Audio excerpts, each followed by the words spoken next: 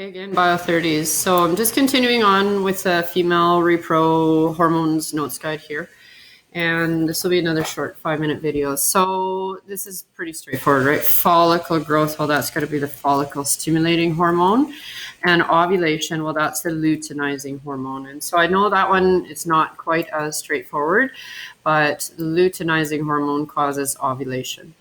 So a big concept here, negative feedback loop for hormonal control in the female. So like the male, hypothalamus starts everything off, and it releases that releasing hormone, which is going to stimulate the anterior pituitary.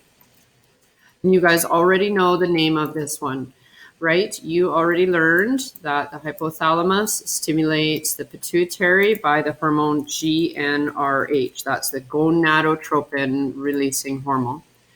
You also have already learned that there's two hormones coming from the pituitary, and they're going to be acting, not the testes, because this is a lady, but it is going to be acting on the ovaries. So what are those two pituitary hormones or gonadotropic hormones? Well, they are FSH, the follicle stimulating hormone that I just mentioned above. And what's the other one? Well, that would be LH, the luteinizing hormone. So again, they have different places in the ovaries that they're acting on. FSH, well, F, it's acting on these cells called the follicles. And those are the cells that surround the eggs, and they cause the production of estrogen. There's our first female reproductive hormone. Okay, now LH, acting on different cells in the ovary at a different time. So these are going to be acting on a structure called the corpus luteum, and this is after the follicles have released the egg at ovulation.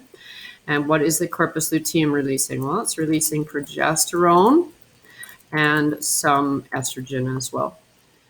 Okay, so now here's the deal. Negative feedback, yep, here we go. Negative feedback, estrogen going to the anterior pituitary, also going to the hypothalamus. Same thing. Over here, progesterone having negative feedback to both the anterior pituitary and also the hypothalamus. Okay, so that looks pretty familiar. It looks a lot like the male. Here's what's different. Here's what's new. Here is what's very important. At mid-cycle, estrogen is actually having positive feedback on both the anterior pituitary and also the hypothalamus. So totally different, right? That is not happening in the male. So positive feedback at mid-cycle, and that's caused by high estrogen levels. And at mid-cycle, what am I talking about? I'm talking about at ovulation.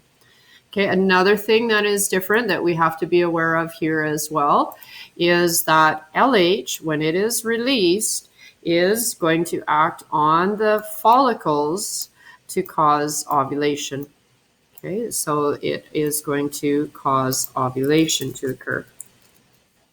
That is happening on day 14 of the menstrual cycle. Okay, so you guys are going to be working over the next week here on finishing up menstrual cycle and female hormones notes.